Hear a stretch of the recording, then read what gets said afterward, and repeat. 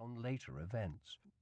Academic history has long since developed a deep aversion to focusing on individuals, no matter how charismatic their personalities, instead searching for more profound underlying trends and explanations of events. As a student, I took courses on the fall of the Roman Republic and the creation of the Principate, and later on, as a lecturer, I would devise and teach similar courses myself. Teaching and studying time is always limited, and as a result it was natural to focus on Caesar and his dictatorship, before skipping ahead to look at Octavian Augustus and the creation of the imperial system. The years from 44 to 31 BC, when Antony's power was at its greatest, rarely receive anything like such detailed treatment. Ptolemaic Egypt is usually a more specialized field, but even when it is included in a course, the reign of its last queen, poorly documented, and anyway in the last days of long decline, is seldom treated in any detail. The fame of Cleopatra may attract students to the subject, but courses are, quite reasonably and largely unconsciously, structured to stress more serious topics and shy away from personalities. Antony and Cleopatra did not change the world in any profound way, unlike Caesar and to an even greater extent Augustus. One ancient writer claimed that Caesar's campaigns caused the death of 1 million people and the enslavement of as many more. Whatever the provocation, he led his army to seize Rome by force, winning supreme power through civil war, and supplanted the Republic's democratically elected leaders. Against this, Caesar was famous for his clemency.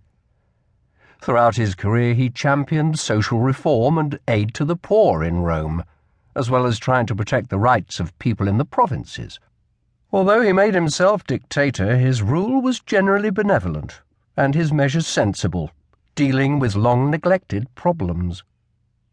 The path to power of his adopted son Augustus was considerably more vicious, replacing clemency with revenge. Augustus's power was won in civil war and maintained by force, and yet he also ruled well. The Senate's political freedom was virtually extinguished and popular elections rendered unimportant. At the same time, he gave Rome a peace it had not known in almost a century of political violence and created a system of government that benefited a far wider section of society than the old republic. Antony and Cleopatra proved themselves just as capable of savagery and ruthlessness, but the losers in his civil war do not get the chance to shape the future directly. Apart from that, there is no real trace of any long-held beliefs or causes on Antony's part, no indication that he struggled for prominence for anything other than his own glory and profit. Some like to see Cleopatra as deeply committed to the prosperity and welfare of her subjects, but this is largely wishful thinking. There is no actual evidence to suggest that her concerns went any further than ensuring a steady flow of taxation into her own hands, to cement her hold on power. For only a small part of her reign was she secure on the throne at the head of a kingdom utterly dependent on Roman goodwill, and it would probably be unreasonable to expect her to have done more than this.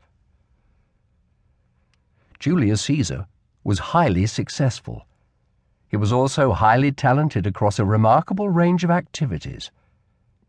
Even those who disliked the man and what he did can readily admire his gifts. Augustus is an even harder figure to like, especially as a youth, and yet no one would fail to acknowledge his truly remarkable political skill. Caesar and his adopted son were both very clever, even if their characters were different. Mark Antony had none of their subtlety and little trace of profound intelligence. He tends to be liked in direct proportion to how much someone dislikes Octavian Augustus, but there is little about him to admire.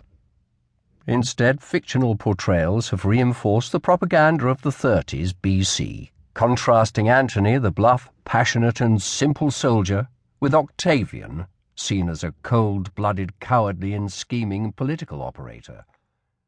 Neither portrait is true. To keep listening to this audiobook, I've left you a link in the description so you can do it, at no cost thanks to Audible's 30-day free trial.